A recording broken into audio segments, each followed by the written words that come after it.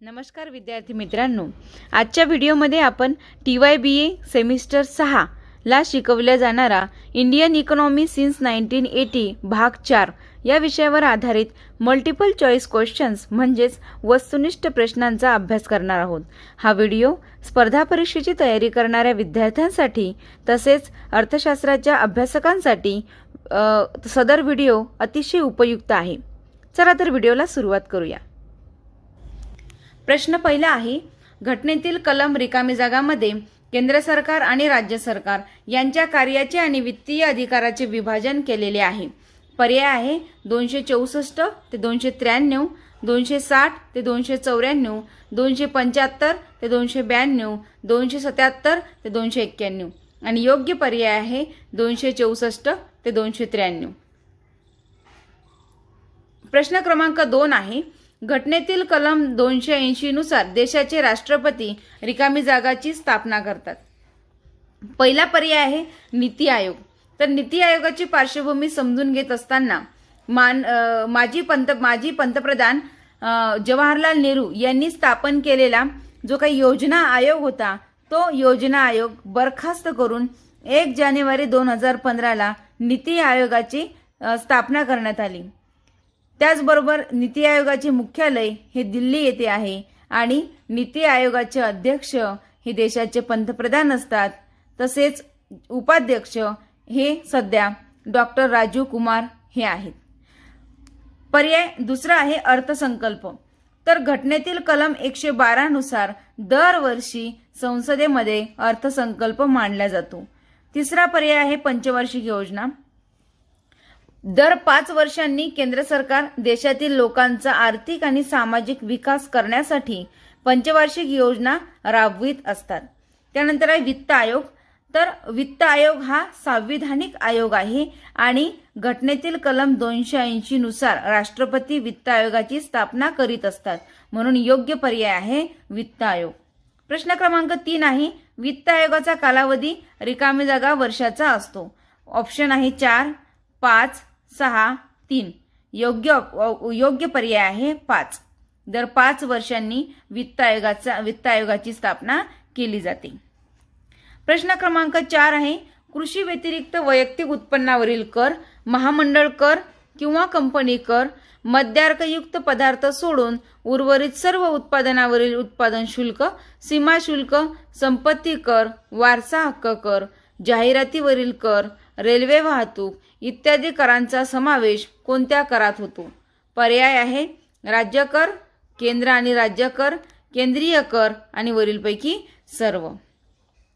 तर उत्तर आहे केंद्रीय कर। म्हणजेच केंद्र सरकार हे जे काही कर आहेत या संपूर्ण कर लावण्याची जबाबदारी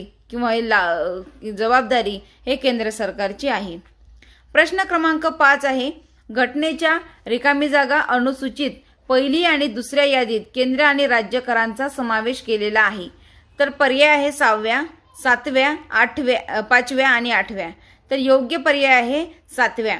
घटनेच्या 7व्या अनुसूचीमध्ये पहिली आणि दुसऱ्या यादीत केंद्र आणि राज्य करांचा समावेश केलेला आहे। प्रश्न क्रमांक 6 आहे, जमीन महसूल वृत्तपत्र व्यतिरिक्त इतर वस्तूंच्या विक्रीवरील कर, कृषीवरील उत्पन्न कर, जमीन आणि घरावरील कर, कृषी संपत्ती शुल्क आणि वारसा हक्क कर, मद्यार्कयुक्त पदार्थावरील उत्पादन शुल्क, खनिज संपत्तीवरील कर, मनोरंजन, पथकर, व्यवसाय कर इत्यादी करांचा समावेश कोणत्या करामध्ये होतो? ऑप्शन आहे राज्य कर, केंद्रीय कर, केंद्र आणि राज्य कर वरीलपैकी सर्व। तर उत्तर आहे राज्य कर। राज्य सरकार वरील कर आकारित असतात। प्रश्न क्रमांक 7 आहे, भारत सरकारच्या संचित निधीतून म्हणजेच कन्सॉलिडेटेड फंड मधून राज्यांना अनुदाने कोणत्या तत्वानुसार द्यायची याबाबत शिफारस करणे कोणाचे कार्य आहे? ऑप्शन आहे वित्त आयोग, नीती आयोग, नियोजन आयोग आणि वरीलपैकी सर्व। तर पर्याय उत्तर आहे वित्त आयोग। वित्त आयोग हा भारत सरकारच्या संचित निधीतून राज्यांना किती हिस्सा द्यायचा याबाबतचे कार्य करत असतो। प्रश्न 8 आहे, 14व्या वित्त आयोग आयोगाचे अध्यक्ष कोण आहेत? तर पर्याय आहे A.K.P. Salve, C Rangarajan, doctor Vijay Kelkar, Y.V. Reddy. तर साळवे हे 9व्या वित्त आयोगाचे अध्यक्ष आहेत. रंगराजन हे 12व्या वित्त आयोगाचे अध्यक्ष आहेत.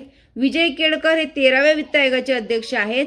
तर Y.V. रेड्डी हे 14व्या वित्त आयोगाचे अध्यक्ष आहेत. उत्तर आहे Y.V. रेड्डी.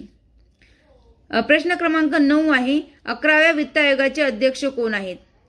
तर M.S. Khusro, doctor Vijay Kelkar, doctor C Rangarajan, वरीलपैकी नाही. तर 11व्या वित्त आयोगाचे अध्यक्ष हे प्राध्यापक M.S. खुसरो हे 11व्या वित्त आयोगाचे अध्यक्ष आहेत. प्रश्न क्रमांक 10 आहे केंद्र आणि राज्य सरकारच्या वित्तीय संबंधांमध्ये तणाव वाढवण्याचे कारण रिकामी जागा होय. तर केंद्र सरकारवरील राज्य सरकारचे वाढते अवलंबित्व, राज्यांच्या स्वायत्तेबद्दल तणाव, वरीलपैकी सर्व. उत्तर आहे वरीलपैकी सर्व. म्हणजेच काय, केंद्र सरकारवरील राज्य सरकारचे वाढते अवलंबित्व हे सुद्धा केंद्र आणि राज्य सरकारच्या वित्तीय संबंधामध्ये तणाव निर्माण करण्याचं कारण आहे. राज्यांच्या स्वायत्ततेबाबत तणाव जर निर्माण झाला असेल तर हे देखील एक कारण आहे. प्रश्न क्रमांक 11 आहे प्राप्तिकर, इन्कम टॅक्स हा कराचा कोणता प्रकार आहे? प्रत्यक्ष कर, अप्रत्यक्ष कर, दोन्हीही, वरीलपैकी नाही. तर प्राप्तिकर म्हणजेच इन्कम टॅक्स हा प्रत्यक्ष कराचा प्रकार आहे. उत्तर आहे प्रत्यक्ष कर. प्रश्न क्रमांक 12 आहे संपत्ती शुल्क, इस्टेट ड्युटी हा कर भारतात केव्हा लागू केला? 1955, 1953, 1964, 1951. तर योग्य पर्याय आहे 1953. 1953 मध्ये संपत्ती शुल्क हा कर भारतात लागू केलेला आहे. प्रश्न क्रमांक 13 आहे सेवा कर, सर्व्हिस टॅक्स हा भारतात केव्हा लागू करण्यात आलेला आहे? पर्याय आहे 1995-96, 95-96, 1994-95, 1991-92, 1993-94. तर योग्य पर्याय आहे 1994-95. प्रश्न क्रमांक 14 आहे भारतात रिकामी जागा कर प्रणाली अस्तित्वात आहे. एक कर प्रणाली, द्विकर प्रणाली, बहुकर प्रणाली, वरीलपैकी सर्व. तर भारतामध्ये बहुकर प्रणाली अस्तित्वात आहे. प्रश्न क्रमांक 15 आहे भारतात कर पद्धतीची पाहणी करण्यासाठी आणि त्यातील दोष दूर करण्यासाठी केंद्र सरकारने 29 ऑगस्ट 1991 रोजी रिकामी जागा यांच्या अध्यक्षतेखाली कर सुधारणा समिती स्थापन केलेली आहे.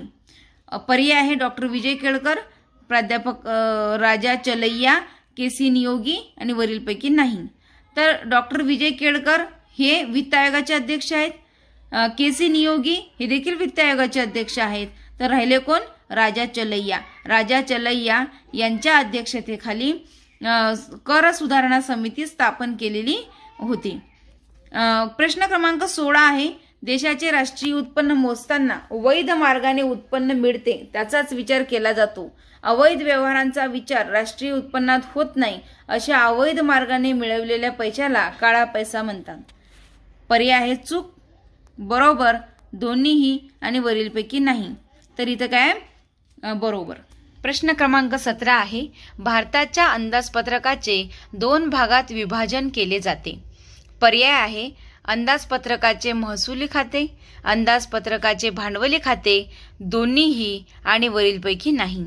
तर योग्य पर्याय आहे दोन्हीही. म्हणजेच अंदाजपत्रकाचे महसुली खाते आणि अंदाजपत्रकाचे भांडवली खाते असे अंदाजपत्रकाचे 2 भागात विभाजन केले जाते. प्रश्न क्रमांक 18 आहे भारत सरकार स्वदेशातून किंवा परदेशातून जे कर्ज घेते त्याला रिकामी जागा म्हणतात. सार्वजनिक खर्च, सार्वजनिक कर्ज, सार्वजनिक खाजगी कर्ज आणि वरील सर्व. योग्य पर्याय आहे सार्वजनिक कर्ज.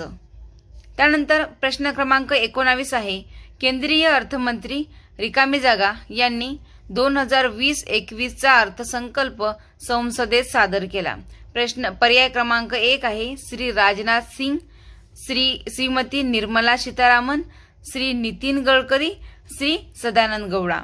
योग्य पर्याय आहे श्रीमती निर्मला सीतारामन यांनी 2020-21चा अर्थसंकल्प संसदेमध्ये सादर केला. प्रश्न क्रमांक 20 आहे, महसुली उत्पन्नापेक्षा महसुली खर्च जेव्हा जास्त असतो तेव्हा त्यास महसुली तूट म्हणतात आणि याचे सूत्र रिकामी जागा आहे. पर्याय पहिला आहे, महसुली तूट बरोबर एकूण महसुली खर्च प्लस एकूण महसुली उत्पन्न. महसुली तूट बरोबर एकूण महसुली खर्च मायनस एकूण महसुली खर्च. महसुली तूट बरोबर एकूण महसुली उत्पन्न मायनस एकूण महसुली खर्च आणि वरीलपैकी नाही. तर योग्य पर्याय आहे महसुली तूट बरोबर एकूण महसुली उत्पन्न मायनस एकूण महसुली खर्च. प्रश्न क्रमांक 21 आहे, 14व्या वित्त आयोगाची स्थापना केव्हा झाली? पर्याय आहे 2015, 2013, 2010 आणि 2012. तर योग्य पर्याय आहे 2015. 14व्या वित्त आयोगाची स्थापना ही 2015 ते 2020 या कालावधीसाठी केलेली होती. प्रश्न क्रमांक 22 आहे, सार्वजनिक खर्च करण्याचे कारण कोणते? पर्याय आहे आर्थिक स्थैर्य प्रस्थापित करणे, सामूहिक गरजाची तरतूद करणे, आर्थिक विकास करणे आणि वरील सर्व. योग्य पर्याय आहे वरील सर्व.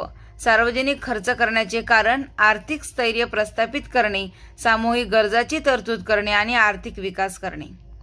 प्रश्न क्रमांक 23 आहे, लोकसंख्येतील वाढ, किंमत पातळीतील वाढ, संरक्षण खर्चातील वाढ, सार्वजनिक कर्जातील वाढ इत्यादी रिकामी जागा वाढीची कारणे आहेत. पर्याय आहे खाजगी खर्चाची, सार्वजनिक खर्चाची, सार्वजनिक कर्जातील आणि वरील सर्व. योग्य पर्याय आहे सार्वजनिक कर्जातील. प्रश्न क्रमांक 24 आहे, तुटीचा अर्थभरणा म्हणजे काय? तर जादा चलनाची निर्मिती करणे, विदेशी कर्जाची मागणी करणे, चलनाची साठवणूक करणे आणि निर्यात वाढवणे. तर योग्य पर्याय आहे जादा चलनाची निर्मिती करणे, म्हणजेच जास्तीचे चलनाची निर्मिती केल्यामुळे तुटीचा अर्थभरणा केला जातो. प्रश्न क्रमांक 25 आहे, वित्तीय तुटीतून दिलेले व्याज वजा केल्यावर राहणारी शेष तूट ही प्राथमिक तूट असते आणि याचे सूत्र रिकामी जागा होय. पर्याय आहे प्राथमिक तूट बरोबर वित्तीय तूट भागेला दिलेले व्याज, प्राथमिक तूट बरोबर वित्तीय तूट मायनस दिलेले व्याज, प्राथमिक तूट बरोबर वित्तीय तूट प्लस दिलेले व्याज आणि वरीलपैकी सर्व. योग्य पर्याय आहे प्राथमिक तूट बरोबर वित्तीय तूट मायनस दिलेले व्याज. वित्तीय तूट मायनस दिलेले व्याज. प्रश्न क्रमांक 26 आहे, चलैया समितीने कोणती शिफारस केली होती? तर पर्याय आहे व्याजावर आकारण्यात येणारा कर पूर्णपणे रद्द करावा, कराचे दर पूर्णपणे कमी करावे, कराचा पाया विस्तरावा आणि वरील सर्व. तर योग्य पर्याय आहे वरील सर्व. राजा चलैया समितीने व्याजावरचे जे काही आकारण्यात येणारा दर होता तो काय पूर्णपणे रद्द करावा, कराचे दर होते ते कमी करावे, कराचा पाया विस्तरावा इत्यादी प्रकारचे शिफारस केलेली होती. प्रश्न क्रमांक 27 आहे, अंदाजपत्रक किंवा अर्थसंकल्प रिकामी जागा होय. पर्याय आहे सरकारच्या उत्पन्नाचा आणि खर्चाचा पुढील वर्षाचा अंदाज, सरकारच्या उत्पन्नाचा व खर्चाचा मागील वर्षाचा अंदाज, सरकारच्या उत्पादन व खर्चाचा वर्तमानकालीन अंदाज आणि वरीलपैकी नाही. तर योग्य पर्याय आहे सरकारच्या उत्पन्नाचा व खर्चाचा पुढील वर्षाचा अंदाज म्हणजेच अर्थसंकल्प होय. प्रश्न क्रमांक 28 आहे, रिकामी जागा वर्षांनी राष्ट्रपती वित्त आयोगाची स्थापना करतात. तर 5 वर्षांनी, 3 वर्षांनी, 10 वर्षांनी, 4 वर्षांनी. योग्य पर्याय आहे 5 वर्षांनी राष्ट्रपती वित्त आयोगाची स्थापना करतात. प्रश्न क्रमांक 29 आहे, माननीय पंतप्रधान नरेंद्र मोदी यांनी नियोजन आयोग मोडून त्या ठिकाणी कोणत्या आयोगाची स्थापना केली? पर्याय आहे वित्त आयोग, नियोजन आयोग, नीती आयोग आणि वरीलपैकी सर्व. योग्य उत्तर आहे नीती आयोग. प्रश्न क्रमांक 30, वित्तीय तूट म्हणजे महसुली प्राप्ती अनुदाने आणि कर्जेतर भांडवली प्राप्ती यांच्यापेक्षा सरकारचा खर्च जास्त असतो. हा खर्च जेवढा जास्त असतो तेवढी वित्तीय तूट जास्त असते. आणि याचे सूत्र आहे वित्तीय तूट बरोबर अंदाजपत्रकीय तूट प्लस कर्ज व इतर देयता. वित्तीय तूट बरोबर अंदाजपत्रकीय तूट मायनस कर्ज व इतर देयता. वित्तीय तूट अंदाजपत्रकीय तूट बरोबर भागेला कर्ज व इतर देयता आणि वरीलपैकी सर्व. योग्य पर्याय आहे वित्तीय तूट बरोबर अंदाजपत्रकीय तूट प्लस कर्ज व इतर देयता.